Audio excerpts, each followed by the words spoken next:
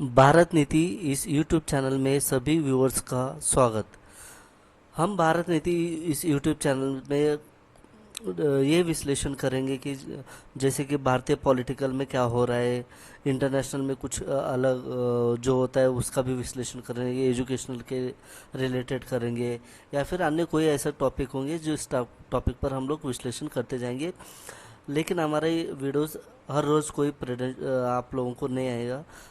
Weekly एक आध video हम लोग अपलोड करने वाले हैं। तो आप लोग हमारा वीडियो देखिए अंत तक और हमें लाइक और सब्सक्राइब कीजिए और आपका प्यार ऐसा ही हमको मिलता रहे। चलिए, आज का टॉपिक है महाराष्ट्र में भारतीय जनता पार्टी और शिवसेना के बीच जो बहुत सबसे पुराना अलायंस था वो टूटा, तो क्यों टूटा, उसका स्टार्ट कहाँ से हुआ। तो ये जानना चाहते तो हमको पहले ये जानना चाहिए कि शिवसेना और भारतीय जनता पार्टी में कितने साल तक कैसा अलायंस था। तो इसका एक छोटा सा वीडियो मैं आप लोगों को दिखाऊंगा, ठीक है।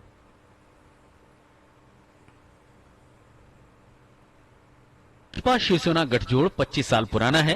पहली बार 1989 में दोनों के बीच गठजोड़ हुआ था। ये गठजोड़ पूरी तरह से महाराष्ट्र तक ही सीमित रहा। जब ये गठजोड़ हुआ तब जनता के नए अवतार में भाजपा की स्थापना हुई। 9 साल हुए थे। बाला साहेब ठाकरे ने मराठी मानुष का नारा बुलंद करते हुए 1966 में शिवसेना की स्थापना की थी। 1990 में महाराष्ट्र विधानसभा के चुनाव में दोनों दलों ने मिलकर चुनाव लड़ा और भले ही सरकार कांग्रेस की बनी हो, लेकिन गठबंधन का प्रदर्शन बेहतर था। भाजपा को 42 और शिवसेना को 52 सीट मिली। 1995 के विधानसभा चुनाव में भाजपा शिवसेना गठबंधन बरकरार रहा।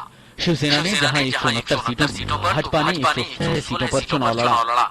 1995 के चुनाव में गठजोड़ को शानदार सफलता मिली।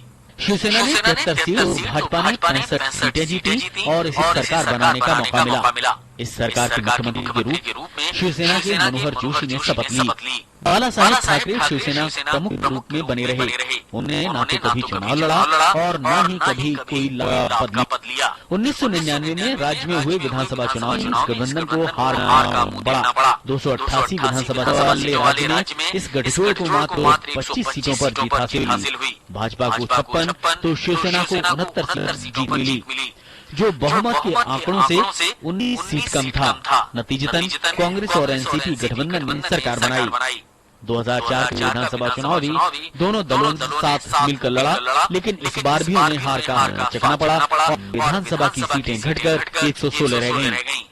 2000 विधानसभा चुनाव में भाजपा शिवसेना गठजोड़ को अब की सबसे बड़ी हार देखना पड़ा। भाजपा को 40 और शिवसेना को 44 सीटों के साथ ही ये गठबंधन मात्र 90 सीटों पर सिमट गया।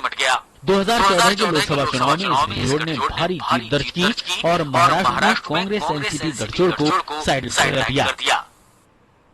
Bureau report, DD news. देखिए, इस तरह से गठबंधन का इनका सफ़र चालू रहा, लेकिन 2014 आते आते इन दोनों में थोड़ा सा मनमुटाव पैदा हुआ। उसका वजह भी भारतीय जनता पार्टी ही है, क्योंकि भारतीय जनता पार्टी के उस वक्त एक कद्दावर नेता श्री नितिन जी गडकरी राज ठाकरे जी को चोरी चोरी चुपके मिलने चले जाते। तो ये बात जैसे ही उद्धव जी को पता चलता है तो वे भी थोड़ा सा अस्वस्थ होते हैं, वो उनके बीच में थोड़ी सी नाराज़गी पैदा होती है। तो वो अपने आला नेताओं के साथ मीटिंग करते हैं। तो ये बात फिर मीडिया से बाहर पता चलता है। फिर भारतीय जनता पार्टी के खेमे में भी हलचल होते हैं। चाहे तो आप इसका एक छोटा सा मैं आपको बैकग्राउंड दिखाता हूँ, क्योंकि क्या हुआ है एग्जैक्टली, हुआ तो हुआ क्या हुआ। अध्यक्ष राज ठाकरे भाजप नेत्यांनी मनसे अध्यक्ष राज ठाकरेंच्या चोरी चुपके भेटीगाठी घेतल्यानं शिवसेना भाजप युतीचा संसार मोडण्याची चिन्ह होती। मात्र भाजपच्या नेतृत्वानं धावाधाव करून तुर्तास तरी शिवसेना पक्षप्रमुखांची समजूत काढलेली दिसतेय। भाजप नेत्यांच्या भाजप आणि मनसे नेत्यांच्या गुप्त समझोत्यांमुळे शिवसेनेत सध्या प्रचंड अस्वस्थता आहे. त्यामुळेच शिवसेना पक्षप्रमुख उद्धव ठाकरेंनी शिवसेना पदाधिकाऱ्यांची महत्वपूर्ण बैठक बोलावली तेव्हा भाजपच्या काळजाचा ठोकाच चुकला. भाजप आणि मनसे नेत्यांच्या गुप्त भेटीगाठींमुळे नाराज शिवसेना युती तोडणार की काय अशी शक्यता वर्तवली जात होती. ऐन निवडणुकांच्या तोंडावर काळी मोड नको म्हणून भाजपच्या नेत्यांची पळापळ सकाळी 9:15 भाजपचे महाराष्ट्राचे प्रभारी प्रताप रूडी यांनी सुरू झाली. सकाळी 9:15 वाजता भाजपचे महाराष्ट्राचे प्रभारी राजू प्रताप रूडी यांनी उद्धव ठाकरेंना फोन करून त्यांची समजूत काढली. संध्याकाळी आपण स्वतः भेटीसाठी येत आहोत असं त्यांनी सांगितलं. महाराष्ट्र में हमारा समझौता, हमारी युति शिवसेना के साथ है और हमारी आज बातचीत उद्धव जी से हुई जो शिवसेना के प्रमुख हैं. आज शाम की एक बैठक, अनौपचारिक बैठक मेरी उनके साथ मातोश्री में मुंबई में होगी. दुपारी 12:15 वाजता भाजपचे प्रदेशाध्यक्ष देवेंद्र फडणवीस यांनीही धावत पळत मातोश्री गाठली आणि उद्धव ठाकरेंची भेट घेतली. शिवसेना हा भाजपचा विश्वासू सहकारी असल्याची ग्वाही त्यांनी दिली. भारतीय जनता पार्टी शिवसेना को अपना सबसे नैसर्गिक और पुराना मित्र मानती है और शिवसेना के साथ ही हम चुनाव लड़ने वाले हैं.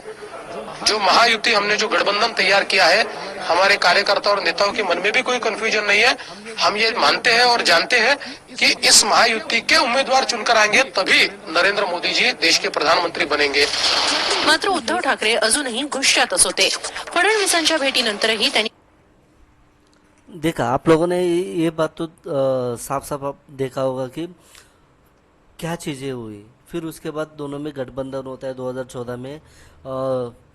माननीय प्रधानमंत्री जी के पद के ऊपर मोदी जी विराजमान होते हैं. लेकिन इसके बाद और एक कहानी शुरुआत होती है कि पीएमओ से शिवसेना को केवल और केवल 2 ही नाम उनके मिनिस्टर के लिए मांगा जाता है. द कैबिनेट एक्सपेंशन पीएमओ आज Shiv Sena for 2 names to be included in Modi government. तो यहाँ से उनकी नाराजगी थोड़ी बढ़ती है.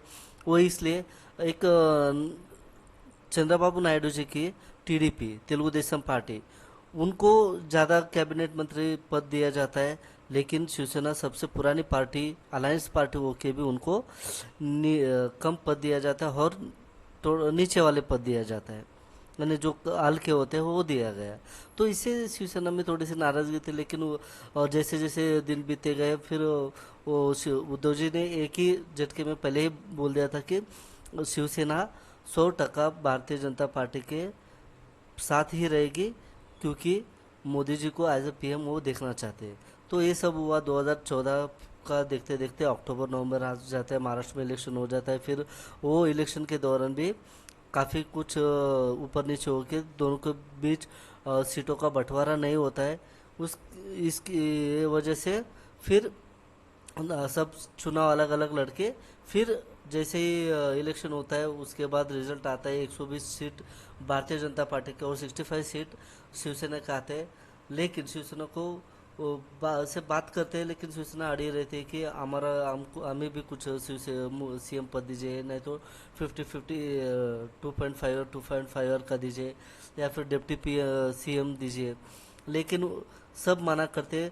Direct Devendra Fadnavis as a CM करके वो शपथ लेते हैं. उसके बाद उनके कुछ मिनिस्टर भी शपथ लेते हैं. लेकिन शिवसेना को बिना कुछ पूछे ही उनसे कुछ बातचीत किए बगैर उनको कुछ कैबिनेट सीट और कुछ राज्य मंत्री पद के सीट उनको दिया गया. लेकिन यहाँ पे सबसे बड़ी बात, शिवसेना कम से कम गृह मंत्रालय और डिप्टी सीएम का पद मांगता है, लेकिन उनको वो दिया नहीं जाता. लेकिन भारतीय जनता पार्टी दूसरे राज्यों में इसके विपरीत चलती है. वहाँ पे छोटी छोटी पार्टी होती है, फिर भी उनको डिप्टी सीएम दिया जाता है या फिर अच्छे कैबिनेट पोस्ट दिया जाता है. लेकिन सबसे पुराने पार्टी होके भी शिवसेना को नहीं दिया गया. इसकी वजह से इन दोनों में मनमुटाव बढ़ता गया और कड़ी आती है 2019 की. लेकिन इसमें भी बहुत कुछ पहलू है. ये सब हम आने वाले अगले एपिसोड में आपको बताएंगे. तब तक आपका जो ये जो वीडियो है इसके बारे में आपका जो व्यूज़ बनता है या जो कमेंट रहेंगे वो आप हमें दे सकते हैं। हम ज़रूर इसमें से थोड़ा सा सुधार करने की कोशिश करेंगे। ये मेरा पहला वीडियो था, आप लोग ज़रूर देखें, लाइक कीजिए, थैंक यू, और सब्सक्राइब भी कीजिए, थैंक यू।